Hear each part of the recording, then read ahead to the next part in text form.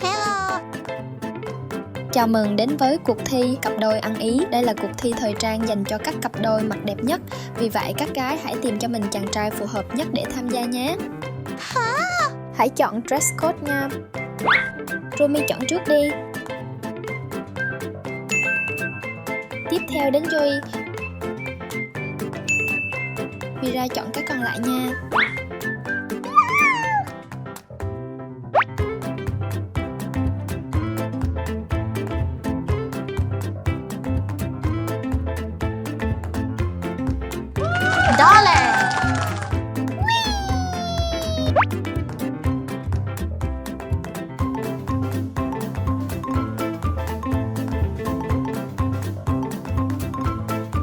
Fluffy.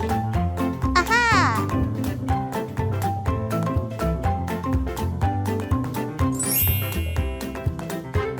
Gold. Nào các cô nàng xinh đẹp, qua bên này đi. Come on. Let's go. Dollar. Yeah. Wow.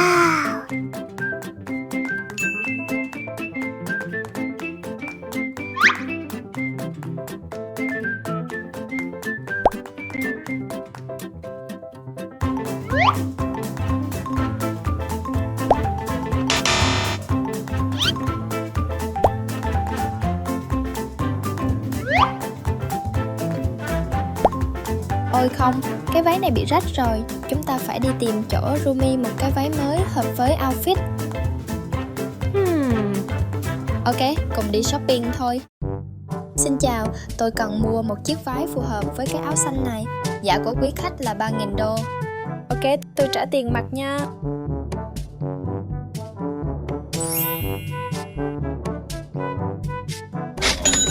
Ba xứ còn không có nói gì là 3.000 đô. Mình phải làm sao đây? Quý khách có cần tôi giúp không? Thật sao? Bạn đồng ý giúp tôi thật chứ? Cửa hàng đang có mini game. Nếu bạn thắng thì chiếc váy sẽ thuộc về bạn. Nhất định chiếc váy đó sẽ là của Rumita đây.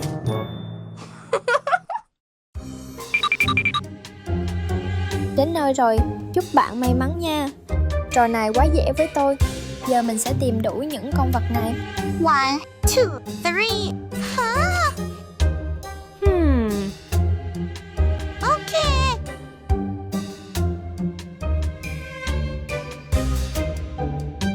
Yeah. Aha.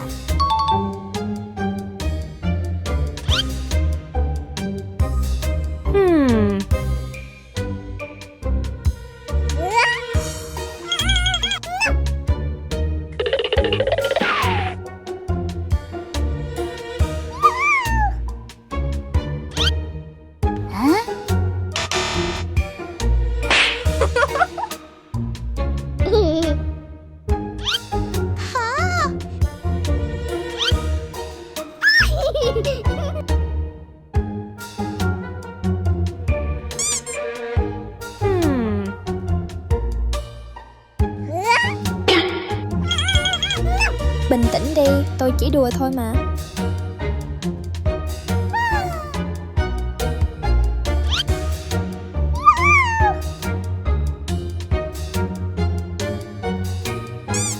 One, two, three.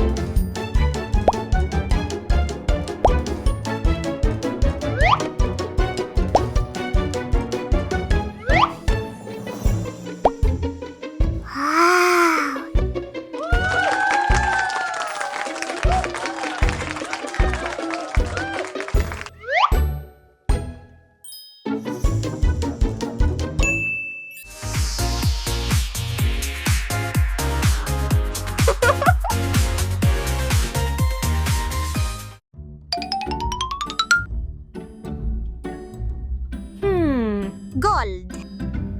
Okay.